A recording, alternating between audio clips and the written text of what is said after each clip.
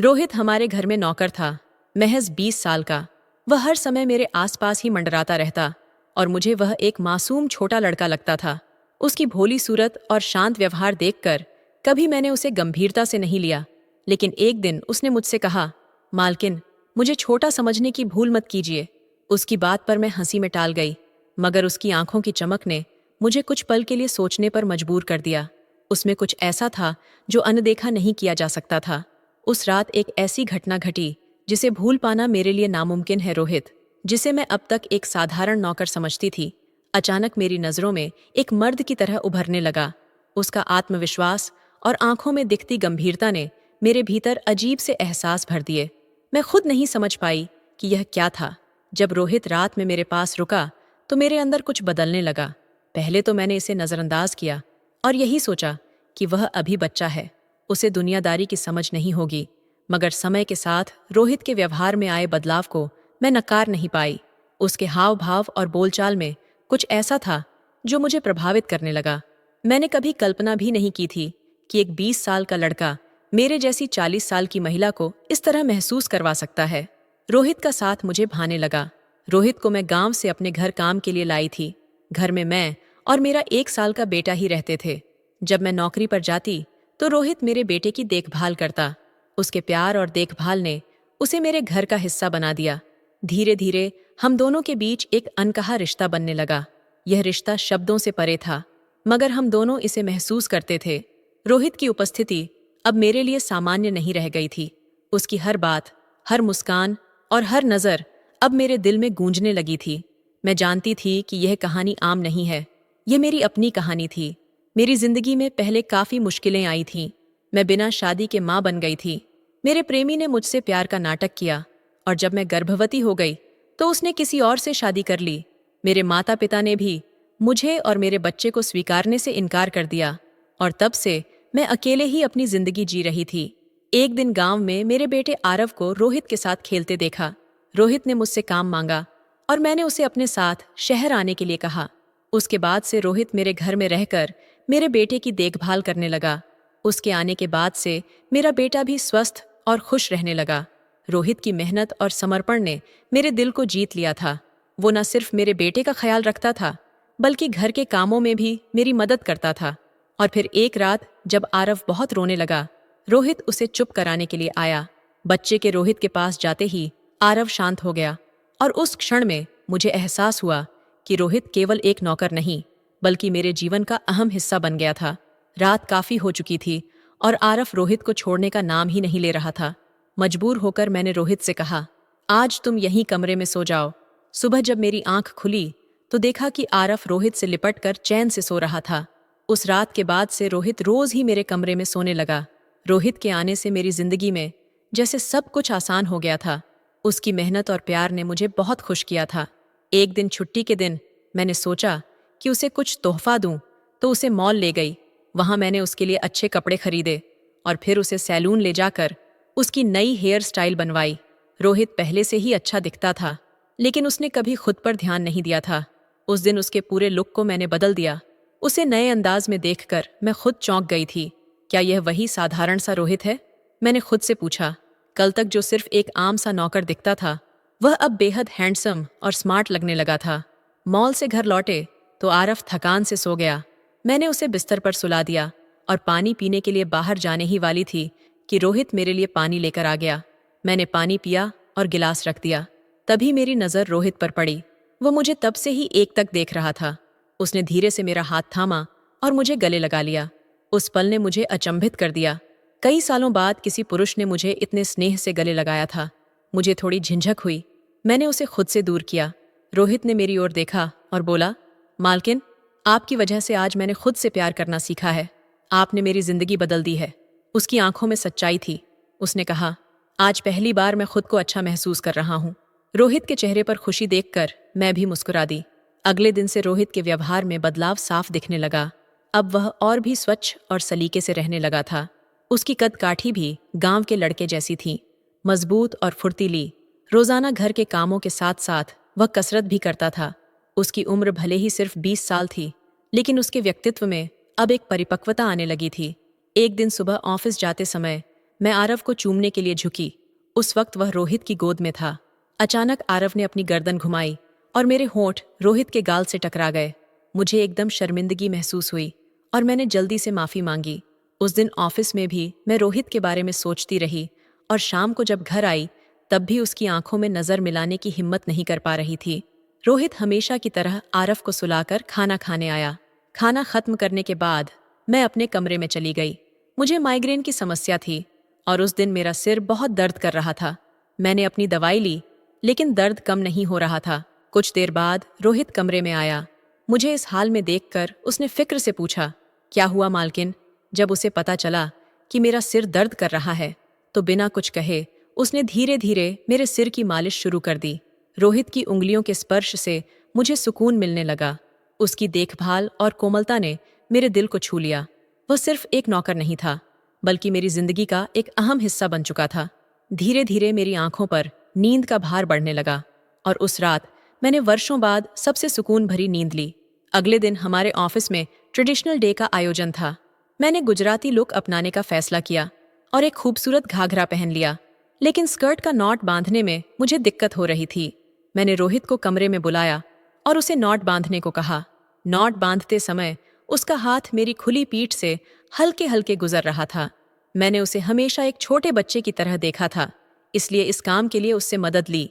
मेरे पास कोई और विकल्प भी नहीं था। जब मैं तैयार होकर जाने लगी तो रोहित ने मुझे रोका और अंदर से काजल की डिब्बी लेकर आया। उसने मेरे कान के पीछे काजल का छोटा सा टीका लगाते हुए कहा, मालकिन, अब आपको किसी की नजर नहीं लगेगी। आप बहुत सुंदर लग रही हैं। उसकी मासूमियत पर हंसते हुए मैं ऑफिस के लिए निकल गई। उस दिन शाम को जब मैं घर लौटी तो मेरे साथ मेरी सहेली मीरा और उसका प्रेमी रजत भी आए थे। रोहित ने बेहद स्वादिष्ट खाना बनाया था। मीरा 4 दिन के लिए मेरे घर रुकी थी और रजत भी अगले 3 दिनों तक हमारे साथ था।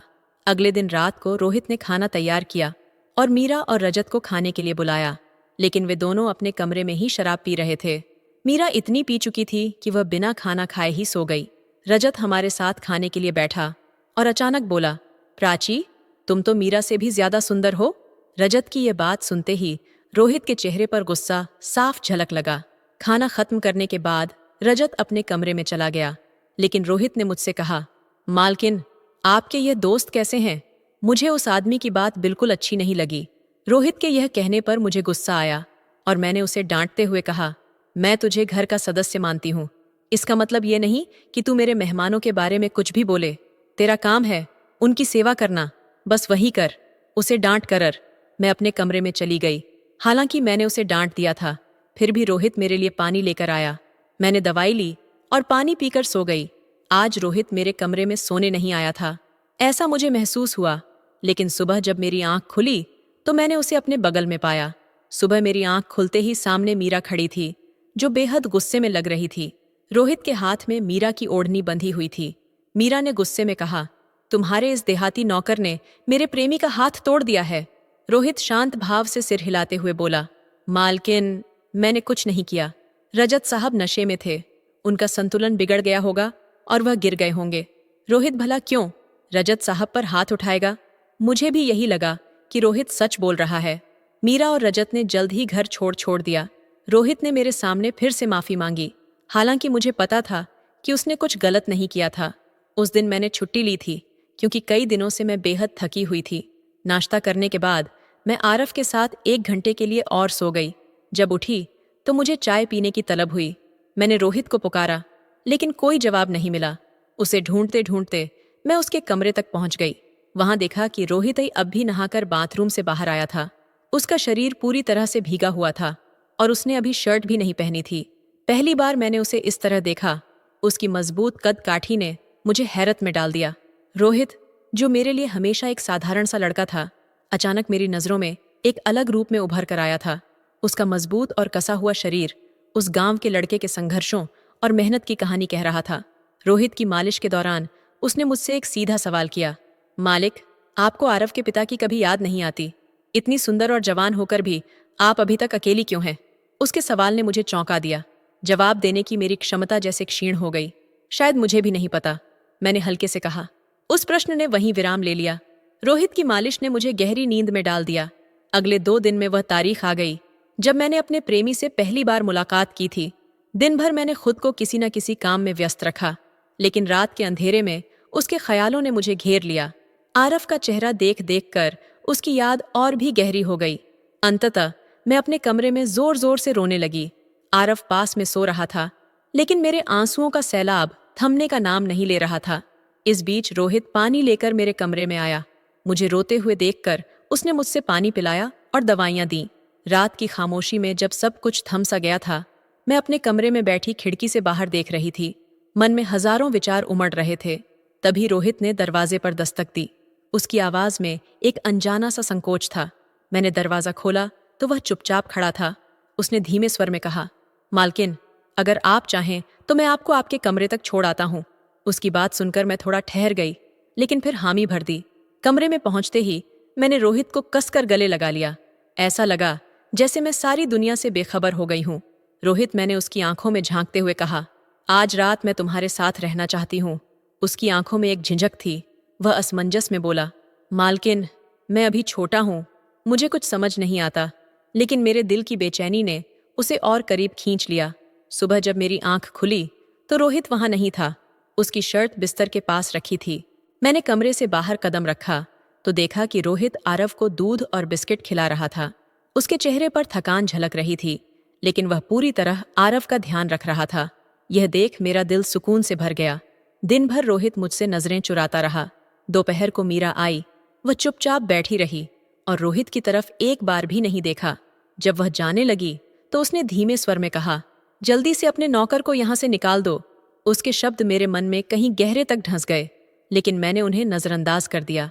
रात को खाना खाने के बाद रोहित पानी का गिलास लेकर आया और आरव को सुला दिया। अचानक आरव के रोने की आवाज आई। मैं उठने ही वाली थी कि आवाज शांत हो गई। कुछ देर बाद कमरे का दरवाजा खुलने की आहट हुई। रोहित धीरे से अंदर आया और देखने लगा कि मैं सो रही हूं या नहीं। फिर उसने मेरा मोबाइल उठाने की कोशिश की। मैंने तुरंत लाइट ऑन कर दी। वह चौंक गया। मैंने मोबाइल उसके हाथ से लिया और सख्त स्वर में पूछा, रोहित, ये सब क्या कर रहे हो? इस वक्त यहाँ क्यों आए हो? वह चुपचाप जाने लगा, लेकिन मैंने उसे रोका। मैंने उसे एक वीडियो दिखाया जिसमें वह मीरा के बॉयफ्रेंड रजत से उलझ रहा था। ये वीडियो गलती से रजत के फोन में रिकॉर्ड हो गया था। रोहित, तुमने मुझसे झूठ क्यों बोला? मैंने उससे सवाल किया। वह सिर झुकाकर बोला, मालकिन, जो भी आप पर गलत नजर डालता है मैं उसे सबक सिखाऊंगा। उस रात रजत आपके कमरे में नशे की हालत में आया था। उसने आपके साथ कुछ गलत करने की कोशिश की, इसलिए मैंने उस पर हाथ उठाया। रोहित की बात सुनकर मेरा दिल भर आया, लेकिन मैंने फिर उससे पूछा, आज तुमने मेरे पानी में दवा क्यों मिलाई थी? उसने आंखें नीची करते हुए कहा, मालकिन, मैंने सिर्फ इतना चाहा कि आप आराम से सो जाएं। मैंने सुना था कि आप अपने पुराने प्रेमी से मिलने जा रही थीं। मुझे लगा कि वह आपको फिर से धोखा देगा, इसलिए मैंने आपको रोका। मैंने हैरानी से पूछा, रोहित, तुम्हें यह सब कैसे पता चला? उसने कहा, आपके बाबा साहेब ने मुझे आपकी तस्वीर दिखाई थी। पहली नज़र में ही आप मुझे अच्छी लगीं, लेकिन उन्होंने बताया कि आप शादी के खिलाफ हैं। इसलिए मैंने आपके दिल में जगह बनाने की कोशिश की, मगर यहाँ आने के बाद मैंने देखा कि बहुत से लोग आपके खिलाफ साजिश कर रहे थे। तब से मैं आपकी सुरक्षा कर रहा था। धीरे धीरे मेरी सभी शंकाएं दूर हो गईं। रोहित, जिसे मैं 20 साल का समझती थी, असल में 30 साल का था और एक अच्छी नौकरी पर था। उसने जो भी कहा वह सच था। मेरे प्रेमी ने सच में मुझे धोखा दिया था, लेकिन रोहित के रूप में मुझे एक सच्चा साथी मिल गया था। आज मैं रोहित उर्फ शरद के साथ बहुत खुश हूँ। वह मुझे और आरव को दिल से चाहता है। मेरे बाबा साहेब की वजह से ही मेरा यह नया परिवार बना है। रोहित जैसा पति पाकर मैं खुद को भाग्यशाली मानती हूँ। जो आपसे सच्चा प्यार करता है वह किसी भी परिस्थिति में आपका साथ नहीं छोड़ता। दोस्तों, रिश्ते निभाने के लिए किसी बहाने की जरूरत नहीं होती, लेकिन तोड़ने के लिए एक छोटा सा बहाना काफी होता है। उम्मीद है आपको यह कहानी पसंद आई होगी। अगर हाँ, तो इसे लाइक करें और अपने दोस्तों के साथ साझा करें। आगे भी ऐसी ही कहानियों के लिए हमारे चैनल को सब्सक्राइब करें और बेल आइकन दबाना न भूलें। धन्यवाद।